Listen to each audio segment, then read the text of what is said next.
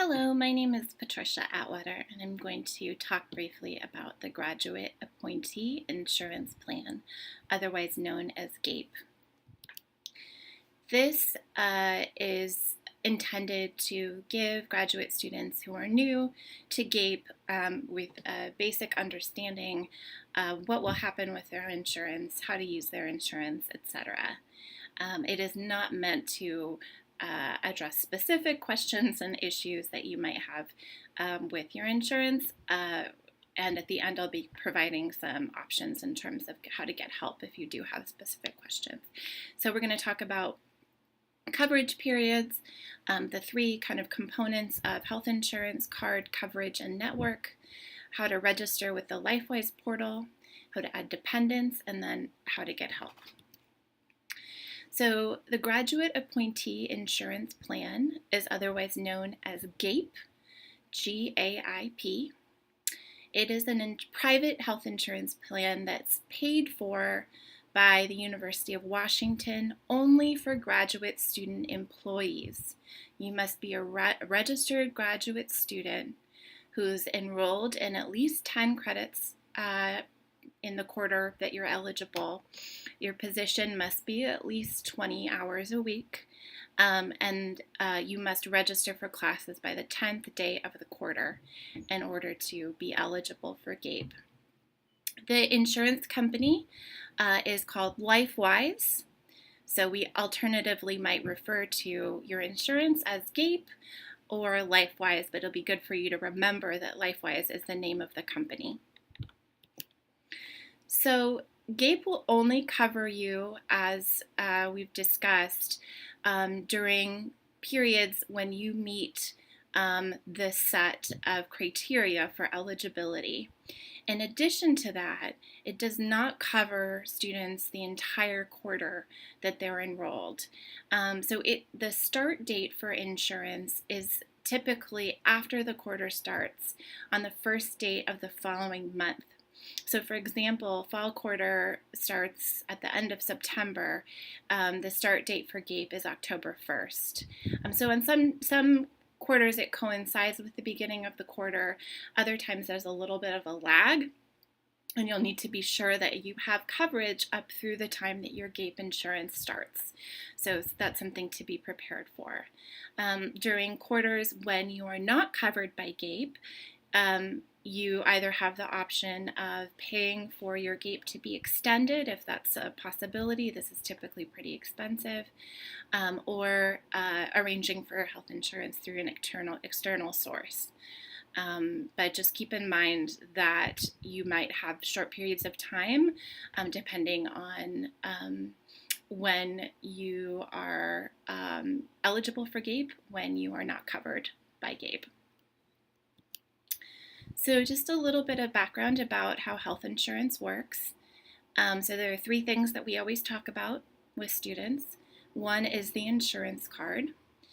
So you need to have a health insurance card, and you need to carry it with you at all times.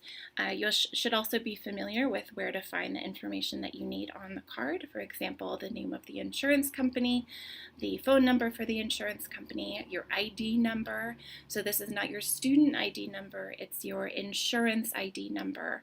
And it's essentially like the credit card number for insurance. You need to have access to that ID number in order to be able to do anything with your health insurance. Coverage. So I suggest that all students complete the Know Your Benefits worksheet as an exercise to understanding their health insurance, regardless of whether they have GAIP or another insurance plan that we already know the benefits for. In addition, we can talk about this more, but there is a online insurance benefits booklet for the Graduate Appointee Insurance Plan on the Lifewise website that outlines all of your benefits. So those are kind of two resources you can use to start to get a handle on what your benefits are. You're also always welcome to contact me for help with coverage and benefits, or you can call Lifewise. And they can give you some answers as well. Keep in mind that Private insurance in the United States does not cover 100% of the cost of all services. There are many services where you will need to pay out of pocket at least a portion of the cost, and we'll talk more about that. But one thing that's helpful going into using GAIP is managing your expectations, because you will be getting bills and there will be some out-of-pocket costs associated with using your insurance. And then last is the network of insurance providers that your insurance is contracted with. So private insurance works by setting up contracts with individual providers and clinics. Now, your insurance is not going to be contracted with every single provider.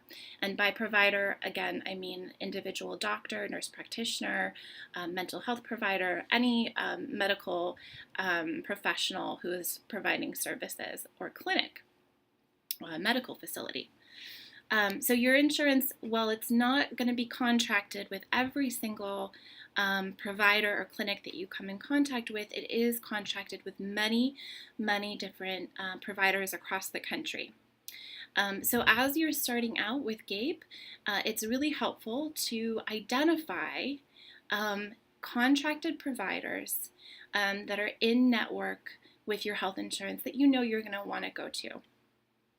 So the different kind of levels of providers that we'd suggest identifying as a primary care provider, where you're going to go for your cold and flu and sprains and vaccinations and all the kind of the basic healthcare services that you need. An urgent care facility, where you go when you have that sore throat that just won't quit and you're wanting to get some relief, but it's the evening or a weekend. Urgent care is excellent for that. Know where your closest emergency room is and how to get there. Lifewise will pay for you to go to pretty much any emergency room, but still helpful to think about where you would go. A pharmacy that's contracted with your insurance, this is pretty easy because your insurance will cover the cost of going to the Hall Health pharmacy better than pretty much any other pharmacy, so you're welcome to come to us. And then to add to this list, I'd suggest identifying a mental health provider that's contracted with your insurance that you can go to if you need to, or you may already know that you want to go. So to start, how to get a card. So we've already talked about how your insurance, there might be a lag between the beginning of the quarter and when your insurance starts, which can be a little confusing. Your insurance starts on October 1st, but you may not get a card until the middle of October. It usually takes a couple weeks for Lifewise to assign you an ID number and get the welcome packet that includes your card out to you in the mail. In the meantime, if you do need care before you receive that welcome packet, you can call Lifewise at the number listed here, 800-971-1491, and they will assign you an ID number. Again, this is not your student ID number. This is the special insurance ID number that will be assigned to you that you'll use to get health care paid for by your health insurance. So you'll want to have that ID number no matter what if you need to get any kind of health care prior to the time that your card and welcome packet come in the mail. And again, that should be happening by mid-October. Your card and welcome packet will be sent to the address that the University of Washington has for you. If you move and we have your old address, then your card is going to be sent to the old address. So be sure to keep your address up to date. Once you have a card, keep it with you at all times. Have it in your wallet, in the back of your phone, whatever works for you. And then take a picture of the front and back of the card to store on your phone just in case you don't have your card on you. Presumably you will have your phone on you at all times. In terms of coverage, here's what you can expect from your GAIP coverage. So by coverage, we're talking about how much of the cost of services your insurance is going to pay. And here we're talking generally about medical care and mental health care, outpatient. So a deductible is an amount of money that you have to pay yourself during a designated period of time before your insurance starts to cover any of the cost of services. So your deductible is relatively low. It's $75 per quarter. But it only applies if you go outside of Hall Health Center up to $1,000 of healthcare services spent. So what that means is that over the course of, 3, 4, 5 visits, the cost of those services might add up to about $1,000. So only if you reach that point would you have to pay the deductible, and it would be billed to you. So that is one of the reasons why it's beneficial for graduate students to come to Hall Health Center, because it's less affordable.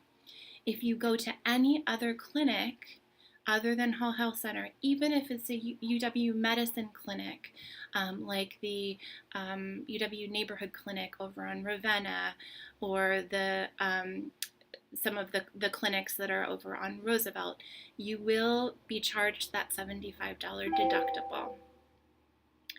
Coinsurance is the percentage of the cost of your care that you will be required to pay yourself.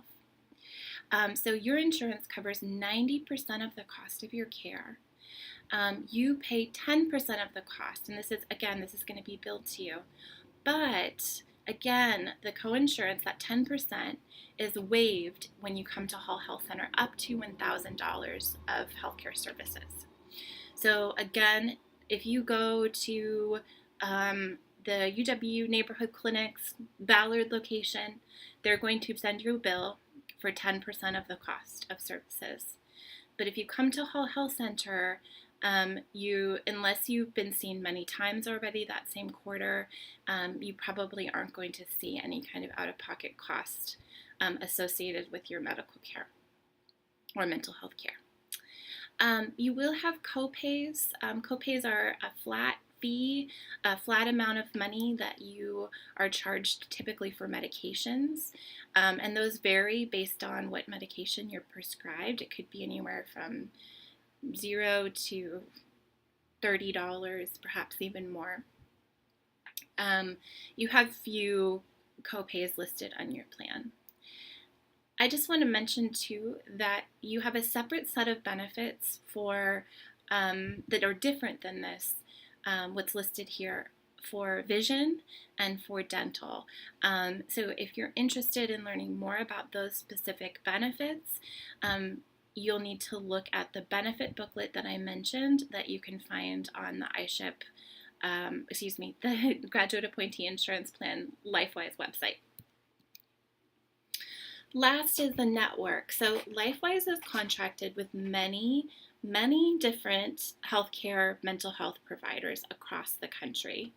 But it's not contracted with all of them. So you can't show up to any provider and expect that Lifewise is going to pay much of the cost. You have to kind of do the legwork first of making sure that the provider is in network. So you can do that by inquiring. You could, if there's a provider that you're interested in going to, you could ask them, are you contracted with Lifewise? You could call Lifewise or visit their website. On the website, there's a Find a Provider tool. You can search and you can find a list of all of the providers that your insurance contracts with, based on specialty, based on geographic area, based on other criteria. A reminder, though, that you'll save the most money if you come to Hall Health Center for your medical and mental health care, if that's possible. Again, you won't have to pay the deductible and the coinsurance unless you spend more than $1,000 in healthcare services. So every student with GAIP should set up an account on the Lifewise portal. I can't underscore how important this is. This is a way for you to be able to easily order cards, insurance cards, find your ID number, print temporary cards, add dependents, monitor your claims, and a lot more. So the steps to getting this set up. first is to have your insurance ID number. Again, this is the number that will be assigned to you within the first few weeks of the quarter unless you need it sooner, in which case you can call Lifewise and have them assign you an ID number and give it to you by phone. So you need to get that ID number. Then you visit this URL listed below. You can also just Google search Lifewise GAIP UW and it will come up. Click Create Account in the top right corner.